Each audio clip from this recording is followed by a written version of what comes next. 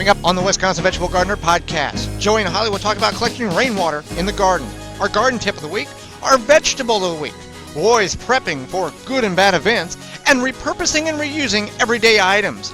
Our guest this week, he is the host of GardenFrugal.com, Clint the Garden Frugal Guy. The link will be live in the show notes at 6 a.m. Central Standard Time, August 22nd. Also on BePreparedRadio.com and downloadable from iTunes.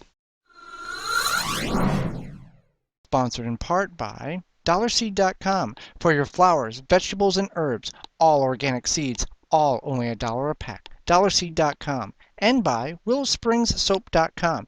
Handmade soaps with simple, recognizable ingredients, making soaps using the cold kettle process while using traditional methods. WillowSpringsSoap.com. The Wisconsin Vegetable Gardener now has a product line from t-shirts to sweaters to cups to bumper stickers and hundreds of other items with their likeness. Go to WisconsinVegetableGardener.com and click on TWVG product under the scarecrows on the right-hand side.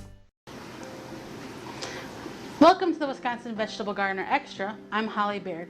Well, today we're making sweet pickles, or bread and butter pickles, whatever you want to call them. So what we've done so far is we've combined about 4 quarts of pickling cucumbers, about 8 medium-sized onions. For us it was about 12 smaller onions because that's what we had gotten out of the garden, 3 garlic cloves, and then what we did is after we chopped all that up, we put that in the pot. We put about 1/3 of a cup of pickling salt in there, mixed that up, and then we added, it was about 1 inch or 2 of ice on top, and then we put that in the fridge, and it keeps in the fridge for about 3 to 12 hours. You want to let it soak and absorb that salt and that water and everything else. So we've gone to that stage now. So then you drain it. Then you're going to add items. You're going to add 3 cups of apple cider vinegar,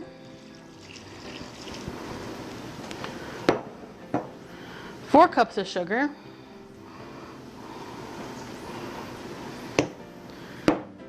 and then here I have some spices. I have some mustard seed, turmeric, and then some peppercorns. And you're just going to stir it up here. Okay, so as you can see, it's now well combined. So before I take this over the stove, I just want to tell you about a new segment we're having on our Extra and on our monthly show every week on our program. It's going to be called the Facebook Featured Page of the Week. And this week, our first week, we are going to talk about Garden Frugal. And I don't know if you're familiar with Garden Frugal, whether you are or not. Clint, he's the Garden Frugal guy.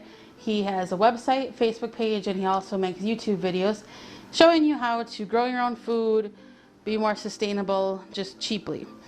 He's got some great ideas. One of his ideas that we really liked is a self-watering container. He grows his tomatoes in them. We grow our pumpkins and our melons in them, and they're amazing. You can make a self-watering container for under $10. I don't know if you've ever gone to a store, but it does cost a lot of money to buy your own self-watering container.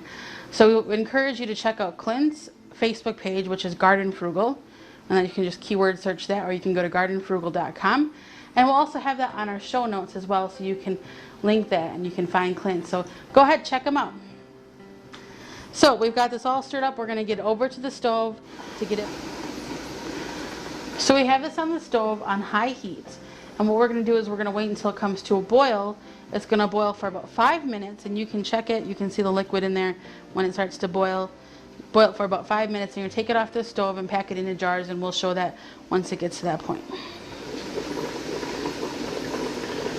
So as you can see, it's boiling. It's been boiling for about 5 minutes, and now we're going to go and get the pickles in the jar so we can put them in the canner.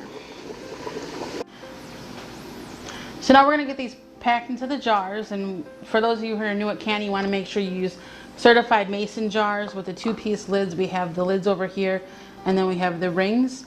And then also we have this tool, which is really handy. It's got a magnet on the end of it to help get the lids out of the We have the water lids on the stove here in this pot because the rubber on them needs to be softened. It also helps sanitize them as well. Then we have the jar lifter. That's really handy for lifting the jars out of the water bath canner. And then this tool right here is for measuring the headspace. For example, I'll show you, we're going to need a 1/2 inch headspace for these pickles. So let me get some of these packed in here.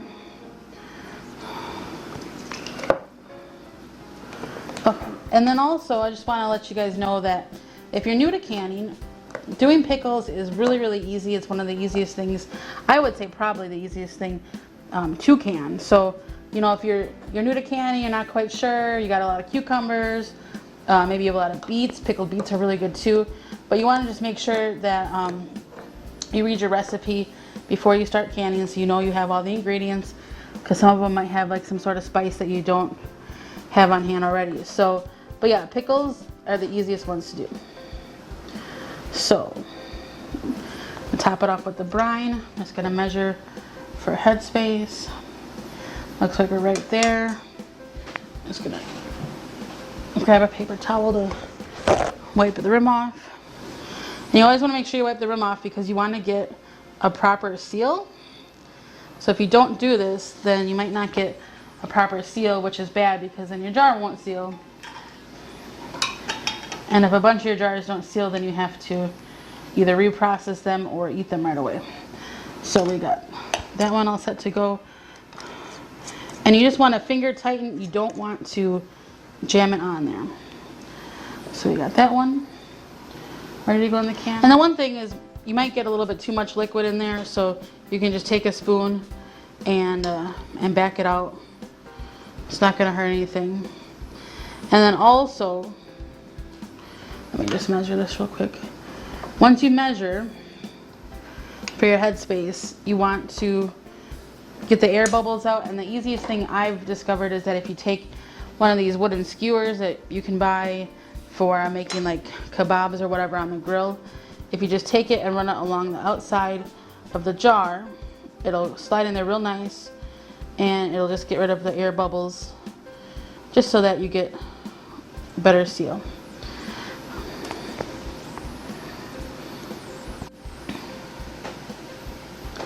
So now we've got our jars all filled and we got the lids on them, so we're going to put them in the canner. But just real quick before we do that, I want to mention to you some pointers.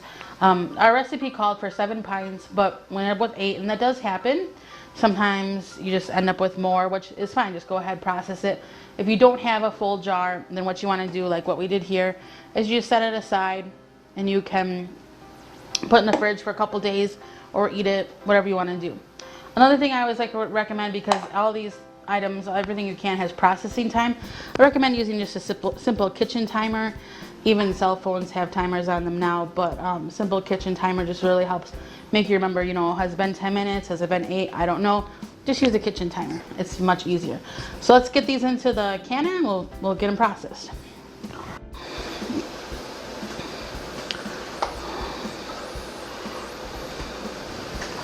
So we're just gonna get these pulled out here. It's been 10 minutes, and I always like to just make sure I got all the extra water off of them.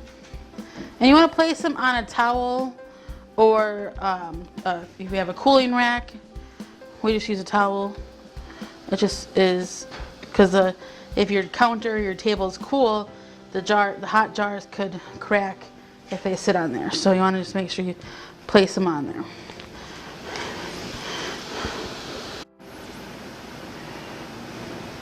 So now they're gonna seal. You're gonna hear them pop. They make these little popping noises, and then you want to let them cool down before you put them in their final storage place. You want to make sure you label them also, and they're good for about a year. So as you can see, it's definitely really easy to make pickles. Something you might want to try. Maybe you don't know what kind of pickles you like, or you've never made pickles before. You can try different recipes, but we'll have this listed on our webpage, and we'll link it on our show notes as well. So again, this is Holly Baird, and this has been a Wisconsin Vegetable Gardener Extra.